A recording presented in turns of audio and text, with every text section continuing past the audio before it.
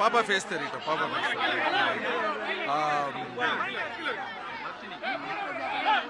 பாப்பா வந்து 592 எடுத்திருக்காங்க +2ல. ஸோ இது வந்து எனக்கு தெரியாது. அருந்தாங்கி நிஷா தான் வந்து இந்த பாப்பா பற்றி சொன்னாங்க. சொன்னோடனே எந்த ஏரியான்னு கேட்டேன். இந்த ஏரியான்னு சொன்னாங்க. சரி, நான் பிறந்து வளர்ந்த ஏரியா தான் இந்த ஏரியா. ஸோ பாப்பா வந்து அவங்க விருப்பப்பட்ட காலேஜில் படிக்கணும்னு கேட்டாங்க. சீட்டு இல்லைன்னு சொன்னாங்க.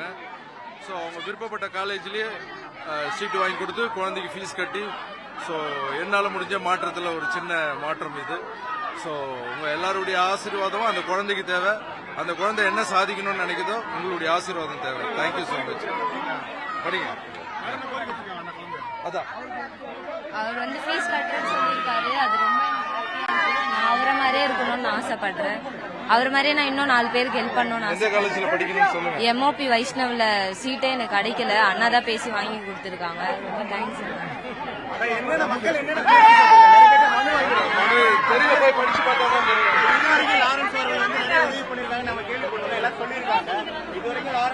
மறைமுகமாக தான் நிறைய பேர் பண்ணியிருக்காரு. இப்போ வந்து சொல்லிட்டு பண்றதோ வெளிப்படையா லாரன்ஸ் அவர்கள் வந்து தொடர்ந்து உதவி பண்றதுக்கான காரணம் என்ன? விவசாயிகளுக்கு டிராக்டர் கொடுத்துருங்க, மாற்றுத்திறனாளிகளுக்கு வந்து பைக் கொடுத்துருங்க, இந்த மாதிரி தொடர்ந்து பெரிய வகையில் உதவி பண்றதுக்கான காரணம் எல்லாம் வெளியே தெரியல.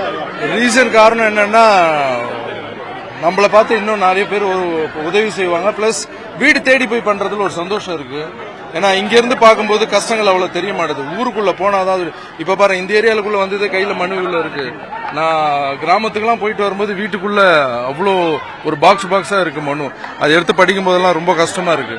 பட் நம்மளால முடிஞ்ச அளவுக்கு கடவுள் எவ்வளவு நம்மளுக்கு வலிமை கொடுத்திருக்காரோ, யாருக்கிட்டையும் காசு வாங்காம நம்ம சொந்த காசுல நம்மளால எவ்வளவு மேக்ஸிமம் என்னால பண்ண முடியுமோ நான் ட்ரை பண்ணி பண்றேன். நடிகர் விஜய் வந்து தொடர்ந்து இப்ப திரும்ப அறிவிச்சிருக்காரு. அரசியலுக்கு வர காரணங்களுக்காக தொடர்ந்து உதவி செஞ்சிருக்காரு. லாரன்ஸ் அவர்களோட எண்ணம் எப்படி இருக்கு? எதிர்காலத்துல எதிர்பார்க்கலாமா, இல்ல தொடர்ந்து உதவிகள் மட்டுமே லாரன்ஸ் பண்ணுவாங்க? எதிர்காலத்துல எந்த நோக்கமும் இல்லை. நான் சொல்லிட்டேன், மாற்றம் வந்து செல்ஃப்லெஸ் சர்வீஸ், தன்னலமற்ற சேவை. ஏதாவது எதிர்பார்த்து பண்ணா அது வந்து மாற்றமா இருக்க முடியாது. ஸோ இது வந்து கடவுளுக்கு பண்ற சேவை. இது நிறைய பேர் அரசியல் வரதுக்காக தான் இதெல்லாம் பண்ணலான்னு. ஆனா போக என்னுடைய அந்த அன்பை புரிஞ்சுப்பாங்க. அது உடனே புரிஞ்சிக்க முடியாது, போக புரிஞ்சுப்பாங்க.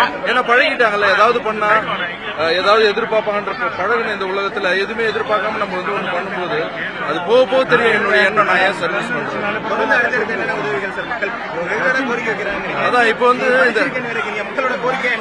இல்ல, விதவைங்களுக்கு தையல் மிஷின் கேட்கறாங்க. அப்புறம் படிப்பு தாங்க ரொம்ப முக்கியம். இப்ப நான் வீட்டுல வச்சு 60 குழந்தைங்களை படிக்க வச்சிருக்கேன். இப்போ பாத்தீங்கன்னா இதுவும் என்னுடைய ஒரு குழந்தைய எடுத்து. ஸோ நம்மளால முடிஞ்ச அளவுக்கு மேக்ஸிமம், ஏன்னா இந்த ஜூன் மாசத்துல படிப்புக்கு வந்து ரொம்ப எல்லாருமே ஃபீஸ் கட்டுறதுக்கு கஷ்டப்படுறாங்க. அது ஃபுல் ஃபீஸ் கூட நம்ம கட்டணும்னு தேவையில்லை. ஒரு ½ ஃபீஸ் கட்டினா கூட போதும். பேரண்ட்ஸ் வந்து பாதி ஃபீஸ் கட்டணும் ரெடியா இருக்காங்க. 2000 ஒரு குழந்தைக்கு வந்து 12,000 ரூபாய் ஃபீஸ் வச்சுங்களேன். அது வந்து 10,000 ரூபாய் கட்டிடுறாங்க. 2,000 ரூபாயில நின்று போகுது. ஸோ நம்ம ஒரு 5,000 ரூபாய் இல்ல 10,000 பெருசா தான் செலவு பண்ணணும்னு இல்லை. ஸோ இந்த குழந்தைக்கு இப்போ பாத்தீங்கன்னா 50,000 ரூபாய் ஃபீஸ் கட்டணும் இந்த ஃபர்ஸ்ட் செமஸ்டர். ஸோ இந்த 50,000 ரூபாய்லாம் இந்த +2 வந்து குழந்தை +2 வீட்டில் உட்காந்துருக்கோம். இப்போ காலேஜுக்கு போறாங்க.